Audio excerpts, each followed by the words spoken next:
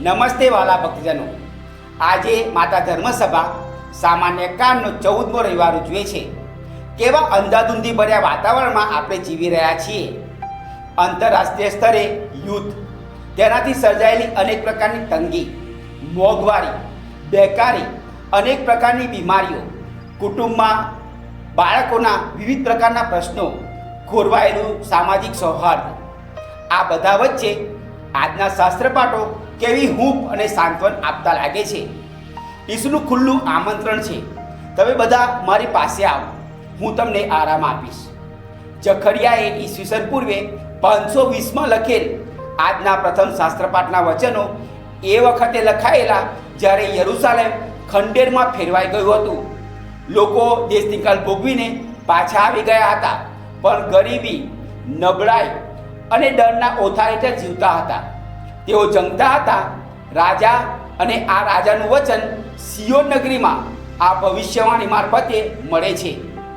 પણ આ રાજા રાજકીય સત્તાથી મુક્તિ અપાવનાર નહીં, હૃદયનો રાંક, પ્રેમ અને શાંતિનો રાજા હશે.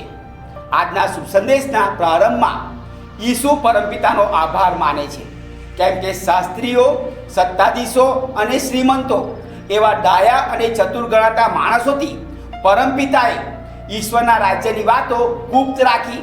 પણ બાળકો એટલે માછીમાર, જકાતદારો ઈશ્વરનો દર રાખીને જીવનારા આગળ પ્રગટ કરી છે. ઈશ્વરને જાણવા અને ઈશ્વર વિશે જાણવું એ બેમાં મોટું અંતર છે. પાઠના વચનો કોઈ પણ શાસ્ત્રમાં જોવા ન મળે એવા સાદાદાયક વચનો કરુણાસાગર પ્રભુ ઈસુએ ઉચ્ચાર્યા છે. ઈસુના રાંક અને નમ્ર હૃદયનું પ્રગટીકરણ બેથલેહેમમાં, નાઝરેથમાં, કાલવારીમાં અને આજે બ્રિજ સંસ્કારમાં થાય છે. સંત ફ્રાન્સિસ દી સેલ્સ ને કોઈએ પૂછ્યું કે તમે આટલા બધા ધીરજવાન કેવી રીતે બની શક્યા? તેમનો જવાબ હતો ઈસુના હૃદયમાંથી. તેમણે ઉમેર્યું કે ગુસ્સામાંથી તમે આજ્ઞાપાલન માટે કોઈને દબાણ કરી શકો, પણ પ્રેમથી તમે હૃદય જીતી શકો. ગુસરીની ઉપમામાં ઈસુ એમની ગુસરીને ઉપાડવામાં સહેલી કહે છે, કારણ કે ગુસરી ઉપાડવામાં આપણો સાથીદાર ઈસુ પોતે બને છે. ઈસુ એમ નથી કહેતા કે આપણી સમસ્યાનો અંત આવી જશે, પણ આપણી બધી મુશ્કેલીઓમાં, માંદગીમાં, નિરાશાઓમાં, નુકસાન અને સતામણી સુદ્ધામાં ઈસુ આપણી સાથે જશે અને તેથી આ બધું બોજારૂપ નહીં બની રહે. બીજા શાસ્ત્રપાઠમાં સંત પાઉલ દેહના દોર્યા અને પવિત્ર આત્માને દોર્યા જીવનનો તફાવત સમજાવે છે અને ચેતવે છે કે પવિત્ર આત્માને અનુસરીને દેહની પાપ પ્રવૃત્તિઓનો અંત થકી શાશ્વત જીવન પ્રાપ્ત કરી શકાય. સંત અગુસ્તીને વર્ષો સુધી આનંદ, પ્રમોદ, સફળતા અને ફિલોસોફીમાં સુખ શોધ્યું, પણ જ્યારે તેમનો હૃદય પલટો થયો ત્યારે તેમણે લખ્યું કે જ્યાં સુધી આપણા અંતર ઈસુના હૃદયમાં વિશ્રામ ન પામે ત્યાં સુધી એ બેચેન જ રહેવાના.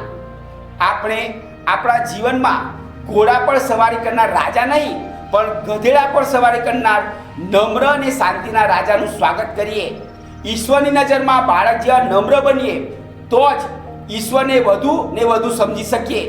ઈસુની ગુસરી ઉપાડીએ, કેમ કે એના થકી આપણો બધો બોજો હળવો કરી શકીએ છીએ. દુનિયાવી અને દૈહિક પરિબળોને આપણું જીવન હવાલે ન કરીએ, પણ દરેક બાબતમાં પવિત્ર આત્માથી પ્રેરાઈને વર્તીએ, જેથી આપણે ઈસુના હૃદયમાં સ્થાન મેળવીને સંત અગુસ્તીન કહે છે તેમ આપણી બેચેની, ચિંતાઓ અને તણાવમાંથી મુક્ત થઈ જઈએ. પ્રીત સંસ્કાર પાસે પ્રાર્થના કરતા આજે આપણે ઈસુનું તેમની પાસે આવવાનું અને તેમની ગુસરી ઉપાડવાનું આમંત્રણ સાંભળવાનો પ્રયત્ન કરીએ, જેથી આપોઆપ આપણા જીવનનો બોજો હળવો થઈ જાય.